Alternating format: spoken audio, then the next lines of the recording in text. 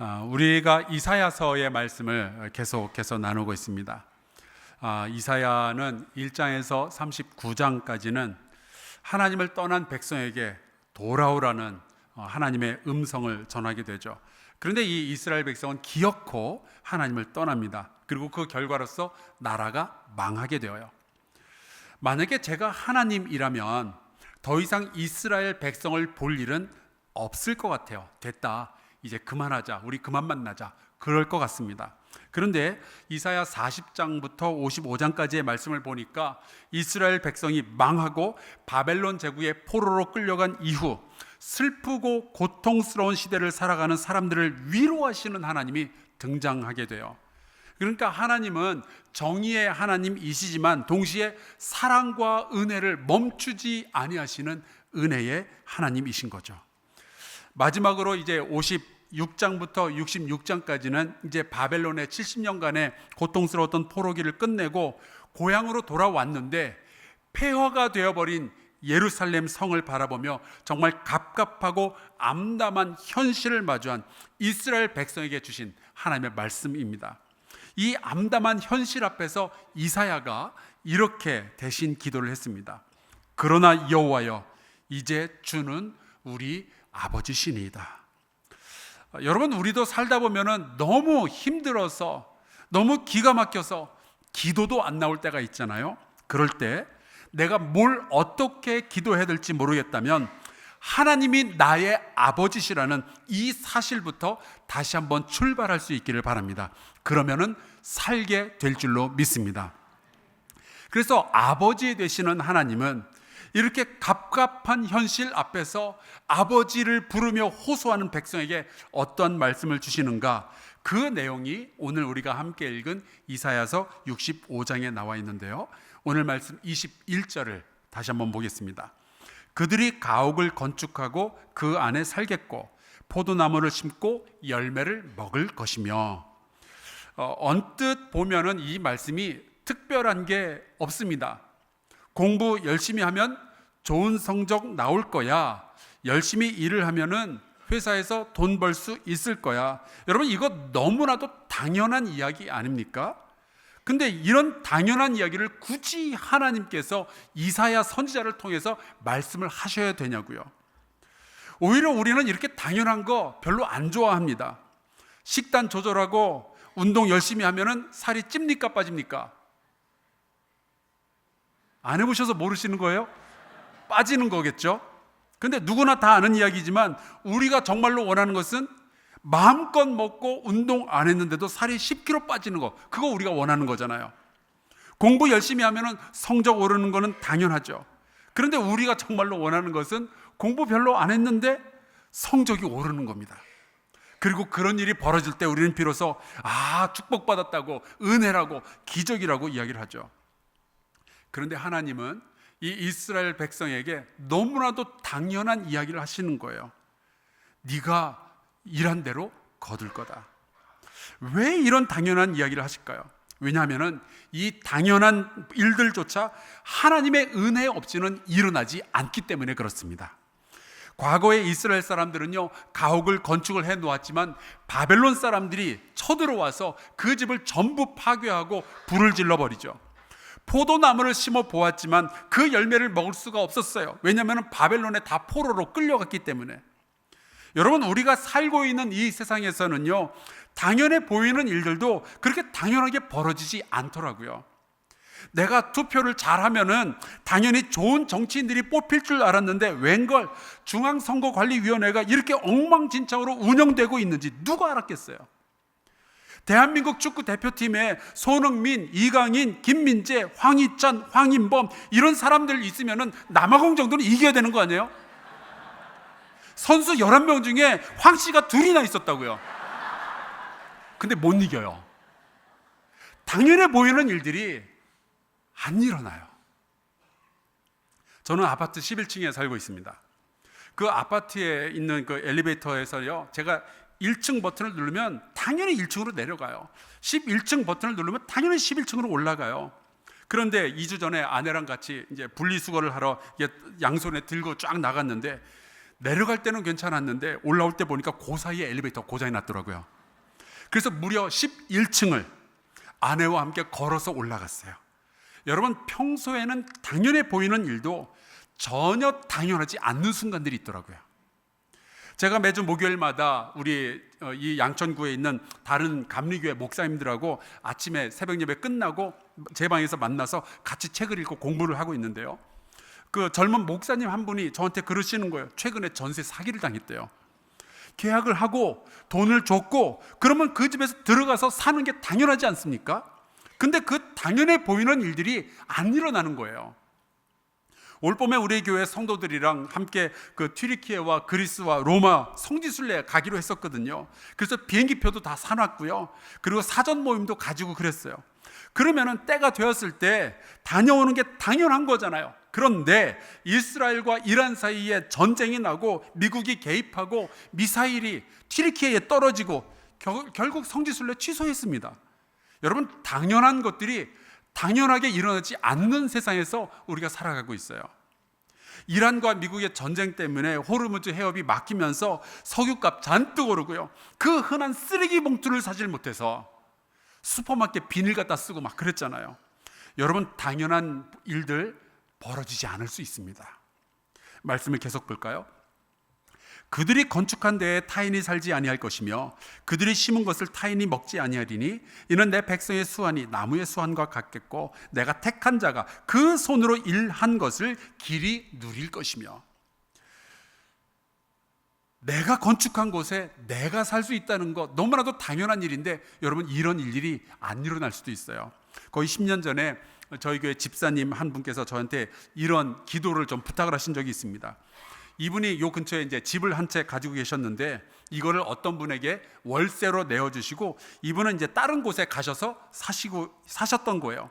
그러다가 이제 계약 기간이 다 끝나면서 이 집사님도 그 집을 이제 처리를 하고 다시 원래 집으로 돌아가려고 찾아와서 계약 기간이 끝났으니까 거기 사시는 분한테 세입자한테 이제 나가달라고 그랬는데 이 세입자가 안 나가겠다고 버티더라고요.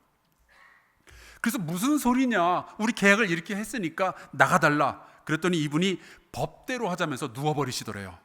그래서 법을 알아봤더니 한국에서는 세입자를 강제로 내보낼 수 없게 돼 있다는 거죠. 내 집인데 내가 들어가서 살 수 없는 일이 생긴 거예요. 그래서 저를 찾아와서 이 사람들을 기도로 쫓아내달라는 거예요. 제가 목회하면서 정말 별 기도를 다 해봤습니다. 귀신 쫓아내달라는 기도는 해봤는데 사람 쫓아내달라는 기도를 하라니. 놀라운 것은 제가 기도를 했고 얼마 안 있다가 그분들이 진짜로 집을 나갔어요. 제 기도가 그렇게 권세 있는지 처음 알았습니다. 근데 그때 제가 배운 게 있어요. 여러분, 이 세상에서는요, 우리가 당연하다고 생각하는 것들이 전혀 당연하지 않아요. 그들이 심은 것을 타인이 먹지 아니하리니, 너무 당연한 얘기 아닙니까? 내가 심은 거 내가 먹어야죠. 근데 안 그럴 수도 있어요. 몇 년 전에 제가 그 블루베리 화분을 우리 전도사님 한 분한테 선물로 받은 적이 있습니다. 그래서 이거를 제가 교회 5층에 베란다가 있으니까 거기에서 물도 주고 햇볕도 쬐고 그러면서 키웠거든요. 그 어느 순간 정말 먹음직스러운 그 블루베리가 새까맣게 이렇게 열리는데 이거를 먹을 날만 기다리고 있었어요. 그리고 어느 날 내가 먹어야 되겠다 그래서 갔는데 하나도 없는 거예요. 누가 감히 겁도 없이 담임 목사의 블루베리를 하나도 남김없이 다 따먹었을까? 제가 그래서 범인을 찾으려고 CCTV를 봤는데 까치가 와서 다 먹었더라고요. 이 돼지 같은 까치. 여러분, 우리가 열심히 노력했다고 해서 그 결과를 내가 가져가지 않습니다. 세상은 우리가 예상했던 그 결과를 안 줄 때가 굉장히 많아요. 우리는 물론 열심히 노력을 해야 되겠지만 우리가 깨닫는 것이 있죠. 노력 말고도 필요한 것이 더 있다는 사실입니다. 우리는요, 하나님의 은혜 없이는 살 수 없는 사람들이에요. 말씀을 계속 볼까요? 23절, 그들의 수고가 헛되지 않겠고 그들이 생산한 것이 재난을 당하지 아니하리니 그들은 여호와의 복된 자의 자손이요 그들의 후손도 그들과 같을 것임이라. 주님께서 주신 약속은 이런 거예요. 너희가 가만히 앉아만 있어도 내가 다 떠먹여 줄 게가 아니었어요. 너희가 땀 흘려 수고한다면 그것이 헛되지 않게 해줄게입니다. 여러분, 이게 당연한 이야기 같지만, 평범한 이야기 같지만 알고 보면 얼마나 놀라운 이야기인지 몰라요. 최근에 제가 돈의 심리학이라는 책을 읽었어요. 책의 부제목을 보니까 이렇게 돼 있더라고요. 당신은 왜 부자가 되지 못했는가? 그러게요. 저는 왜 부자가 되지 못했을까요? 약간 자존심이 긁혀가지고 책을 읽기 시작했는데 또 궁금한 게 있었어요. 돈이 없는 사람들과 돈을 가진 사람들의 마음속에는 어떠한 생각들이 흐르고 있는가 되게 궁금해서 이제 책을 읽었어요. 근데 읽다 보니까 이 책에 이제 이런 이야기가 나옵니다. 그 마이크로소프트의 그 회사의 소유자이자 한때는 전 세계에서 가장 부자였던 빌 게이츠에게는 어려서부터 함께 했던 두 명의 친구가 있었대요. 그 중에 하나는 폴 앨런이라는 친구고요.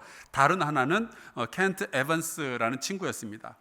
그 세 명은 중학교 시절부터 형제처럼 지내던 그런 아주 좋은 친구였고, 동시에 세 명 다 천재였습니다. 함께 컴퓨터를 배웠고, 같이 성장을 했고, 같이 대학을 가고, 같이 회사를 만드는 것이 너무나도 당연한 수순처럼 보였어요. 그래서 나중에 실제로 빌 게이츠는 저 폴 앨런과 함께, 저 사진에 있는 그 수염난 사람이 폴 앨런인데요, 폴 앨런과 함께 마이크로소프트라는 어마어마한 회사를 창업을 하게 되죠. 그런데 또 한 명의 친구 켄트 에반스는 보이지 않습니다. 어떻게 된 걸까요? 켄트 에반스는 고등학교 때 산에 놀러 갔다가 등반 사고로 사망을 하게 됩니다. 이 이야기를 하면서 책이 이런 결론을 내려요. 이거 다 돈에 대한 이야기였는데 이렇게 이야기를 합니다. 우리가 살면서 맞닥뜨리는 모든 결과가 단순히 개인의 노력 말고도 여러 가지 힘에 의해 좌우되는 것이 현실이다. IMF 시절에 수많은 사람들이 망했습니다. 그런데 그들이 노력을 하지 않아서 망했던 게 아니었잖아요. 2008년 전 세계적인 금융위기 때 게으른 사람들만 망한 것이 아니었어요. 코로나 팬데믹 때 대표기도 하시는 분들은 여기만 올라오시면 다들 그렇게 기도를 하셨어요. 평범해 보이는 일상이 유지되기 위해서 얼마나 많은 은혜가 필요한지 이제 좀 알겠다고요. 로버트 슐러라고 예일대의 경영학 교수이자 노벨 경제학상을 받은 사람이 있습니다. 이 사람에게 투자에 대해서 가장 알고 싶은 것이 무엇이냐라는 질문을 했더니 이런 대답을 했다고 해요. 투자의 결과가 성공적일 때 행운의 정확한 역할이 뭔지 좀 알고 싶다고요. 이 노벨상을 받은 천재도 아는 거예요. 이 세상에서 산다는 것은 노력이나 실력만으로 충분치 않다는 사실이죠. 그런데도 불구하고 우리는 우리의 아이들에게 공부 열심히 하라고 이야기를 합니다. 학교에도 보내고요, 학원에도 보내고, 과외도 받게 하죠. 필요하다면 어디 가서 스펙도 쌓게 합니다. 왜 그러죠? 열심히 일하면 좋은 결과가 있을 거라고 기대하고 있기 때문에 그래요. 우리는 어느 정도 예상 가능한 세상을 살고 있기 때문에 그렇죠. 이 미래에 좋은 일이 있을 거야 라고 생각하는 그 마음, 그것을 우리가 소망이라고 부릅니다. 당연한 결과를 기대하는 마음이에요. 그런데 여러분 생각해 보면은 이러한 소망을 가질 수 있다는 것, 나의 미래를 어느 정도 예상할 수 있다는 것이 얼마나 감사한 일인지 모르겠어요. 생각해 보세요. 아무리 노력해도 안 될 거야. 내가 집을 지어도 다른 사람들이 다 빼앗아갈 거야. 내가 농사를 지어도 까치가 와서 다 먹어버릴 거야. 다른 사람들이 먹고 나는 아무것도 가지지 못하겠지. 도대체 이런 마음을 가진 사람이 어떻게 오늘 하루 최선을 다하면서 살아갈 수 있겠냐고요. 이스라엘의 역사를 보면요, 늘 전쟁이 있었습니다. 블레셋과 모압과 암몬과 다메섹과 이런 나라들이 늘 쳐들어왔고, 결국에는 아수르와 바벨론 제국에 의해서 남과 북이 전부 망하게 되죠. 모든 것을 다 빼앗겼어요. 집도 빼앗기고요, 거기서 농사진 거 다 빼앗기는 거죠. 그런데 그런 기억을 가지고 있는 사람들에게 하나님께서 주신 약속이 이런 거예요. 너희의 수고가 이제부터는 헛되지 않을 것이다. 너무나도 당연한 이야기고 너무나도 평범한 이야기이지만 모든 것을 다 빼앗겼던 사람들의 귀에는요, 이것이 너무나도 놀라운 기적이요 은혜로 들려지게 되는 거예요. 그 열매를 너희가 거둘 수 있다는 너무나도 당연한 소망을 주시는 하나님이신 거죠. 이 말씀을 들었을 때 이스라엘 백성은 어떤 생각을 했을까요? 너무 평범하다? 아니면은 그래도 하나님이 창조의 아버지신데 조금 더 쓰시죠? 이랬을까요? 아니요. 여러분, 이 사람들은 나라를 빼앗기고 포로로 사로잡혀갔다가 70년 만에 돌아와서 처음으로 소망을 가진다는 것이 어떤 건지를 배우는 사람들인 거예요. 평범한 삶이 얼마나 소중한지를 이제 깨달은 거죠. 내가 땀 흘려 노력한 만큼 거둘 수 있다는 것이 얼마나 큰 은혜인지를 하나님의 약속을 통해서 이제 배우게 되는 거예요. 울며 씨를 뿌리는 자는 기쁨으로 거둔다는 것이 얼마나 놀라운 기적인지 이것을 깨닫게 되는 순간이었습니다. 우리가 2026년 들어서 벌써 6개월을 살아왔네요. 우리 양옆으로 보면서 서로 좀 축복해 주면 좋겠습니다. 6개월 동안 수고하셨습니다.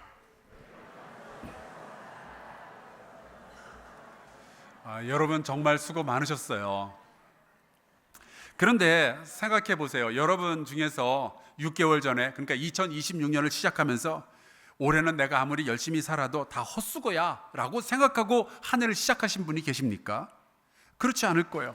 우리는 다 소망을 가지고 있기 때문에 지금 이 6개월 동안을 살아온 거겠죠. 소망을 가졌으니까 하루하루 뭔가 시도하고 노력을 하고 일하지 않았겠어요?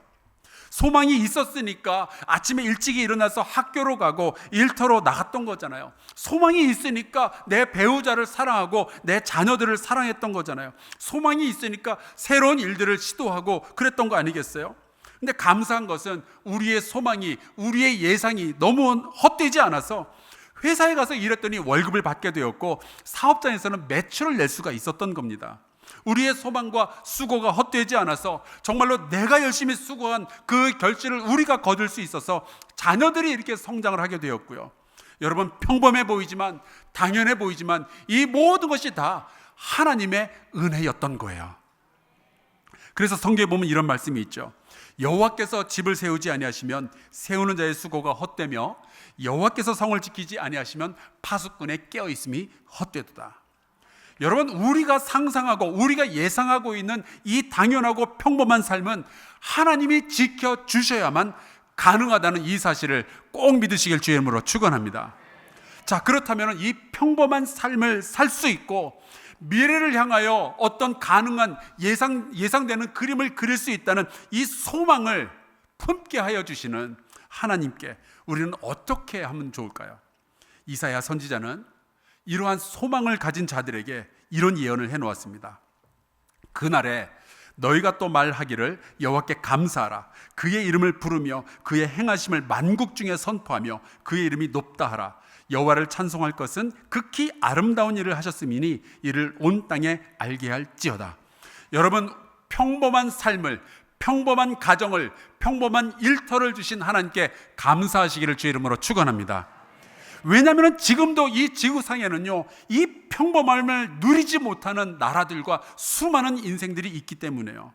지난주에 베네수엘라에서 지진이 나서 정말 많은 사람들이 죽고 행방불명이 되었죠. 지금도 건물 잔해에 깔려있는 사람들을 찾고 있는 중이에요. 근데 여러분, 오늘 예배 마치고 집에 돌아갔는데 집이 아직 그 자리에 있는 것, 이게 은혜 아니겠냐고요. 집에 들어가 보니 자식들이 오셨냐면서 반겨주는 것이 은혜인 줄로 믿습니다. 일하러 밖에 나갔던 남편이 저녁에 살아서 자기 발로 걸어 들어오는 것 평범해 보이지만 여러분, 그 일은 절대로 당연한 일이 아니었어요. 그리고 보면 세상에 평범한 삶처럼 특별한 인생이 없는 겁니다. 우리가 특별한 은혜를 구하며 기도하지만 더더욱 평범한 삶을, 평범한 사람들, 나의 가정으로, 우리 교회 식구들로 함께 살아갈 수 있는 것에 대해서 감사하는 저와 여러분 될 수 있기를 바랍니다. 저는 저희 아버지께서 뇌졸중으로 쓰러지신 후에 10년간 침대 생활을 하시는 것을 보면서 내가 내 발로 걸어갈 수 있다는 이 평범한 일이 얼마나 감사한 일인지 깨달았어요.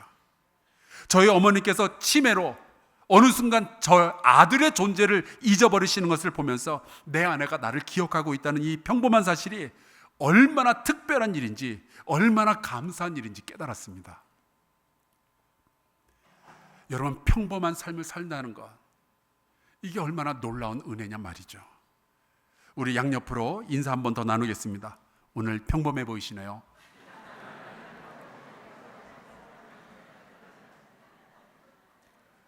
그런데 이 평범함이 기적인 거예요.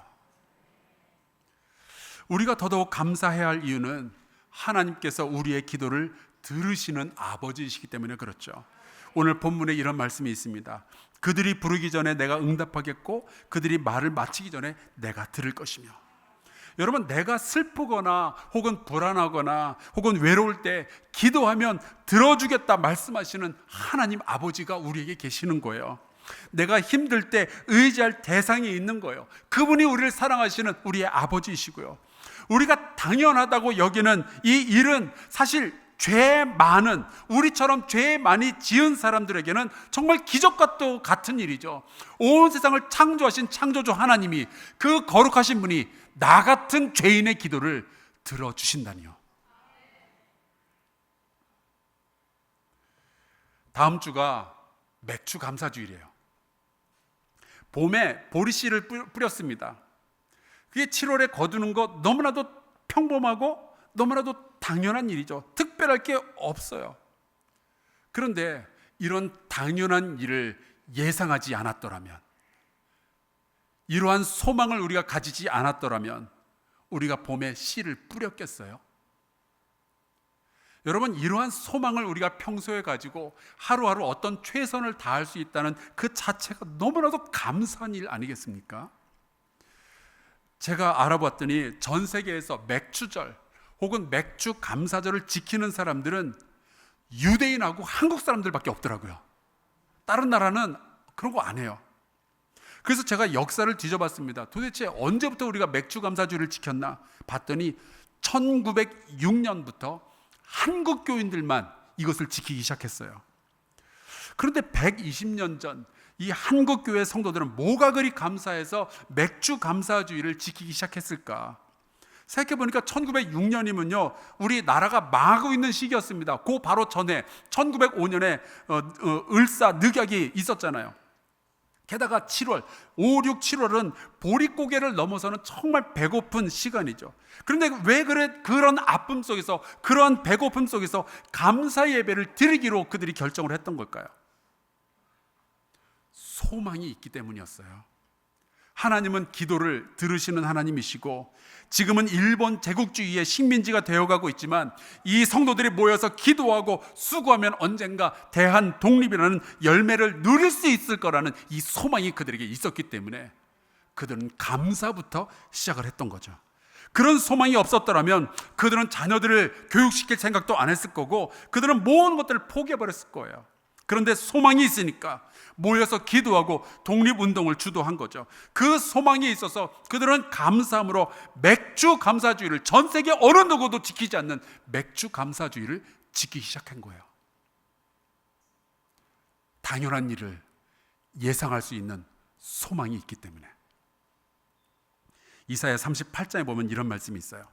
오직 산자, 살아있는 사람들, 곧 산자는 오늘 내가 하는 것과 같이 주께 감사하며 주의 신실을 아버지가 그의 자녀에게 알게 하리이다. 여러분, 내가 죽지 않고 살아있다는 것, 내가 평범한 삶을, 평범한 일상을 오늘 하루 또 살아갈 수 있다는 것, 여러분, 이것은 하나님께 감사해야 할 일인 거예요.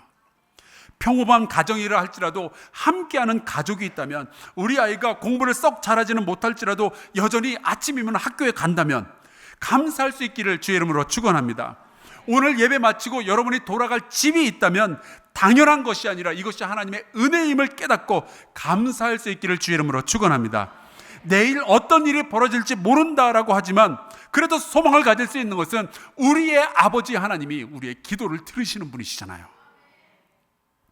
내가 일할 직장이 있고 내가 하루하루 열심히 최선을 다해서 살아간다면 더 나은 내일을 맞이할 수 있다는 이 소망을 주신 우리의 하나님께 감사하는 매일매일과 놀라운 기적을 당연한 것처럼 우리에게 베풀어 주시는 하나님께 감사하는 오늘 하루, 이 한 주간, 그리고 맥주 감사주일이 될 수 있기를 주의 이름으로 간절히 축원합니다.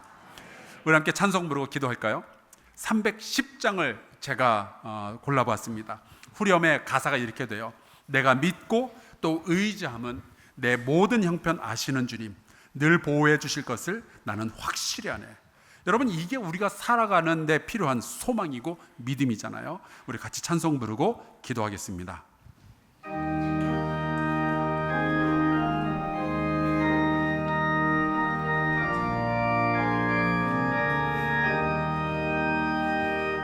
하나님의 은혜로 있을 데 없는 자 왜 구속하여 주는지 난 알 수 없도다. 내가 믿고 또 의지함은 내 모든 형편 하시는 주님 늘 보호해 주실 것을 나는 확실히 아네. 왜 내게 굳센 믿음과 또 복음 주셔서 내 마음이 항상 편한지 난 알 수 없도다. 내가 믿고 또 의지함은 내 모든 형편 하시는 주님 늘 보호해 주실 것을 나는 확실히 아네.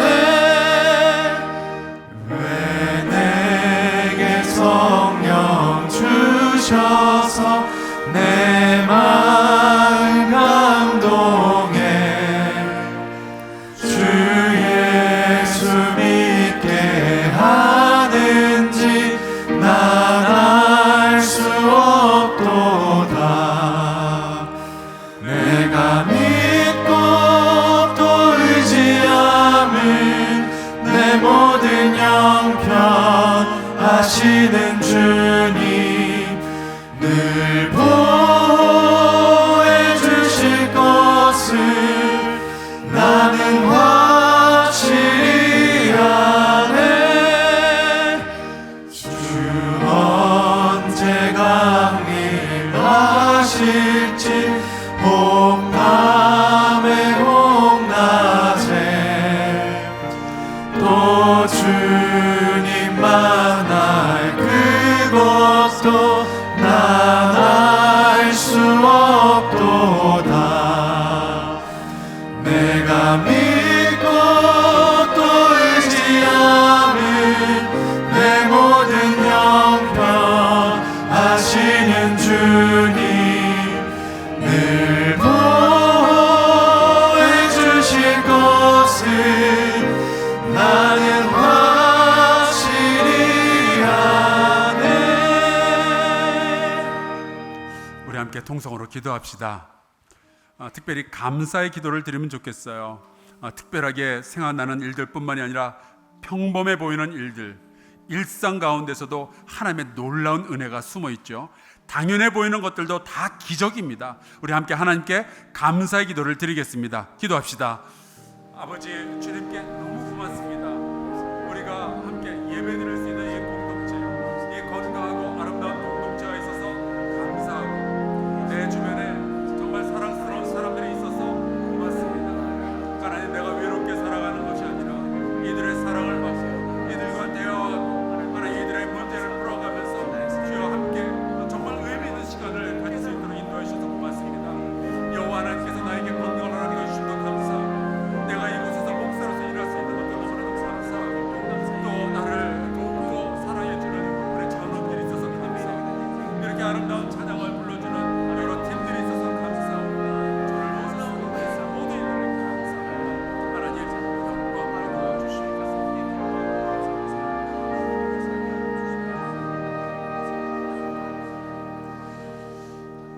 하나님, 우리가 주일이면 모여서 함께 예배드릴 수 있어서 감사합니다. 함께 예배할 성도들이 곁에 있어서 감사합니다. 이렇게 은혜스러운 찬양의 제사를 드리는 에코워십과 할렐루야 찬양대와 실내악단이 있어서 감사드립니다. 우리를 사랑하고 또 우리가 사랑할 가족이 있어서 감사드립니다. 우리에게 대한민국이라는 나라가 있어서 감사합니다. 우리가 일할 직장이 있어서 감사드립니다. 무엇보다도 소망을 가지고 살아가며 노력할 수 있는 환경을 주셔서 감사합니다. 우리의 눈을 들어 믿음이 살아있는 자로서 더욱 감사하는 우리 모두가 되게 하여 주시옵소서. 소망이 있어서 감사하고 감사하니까 행복한 우리 성도들 되게 하여 주옵소서. 예수 그리스도의 이름으로 기도하옵나이다. 아멘.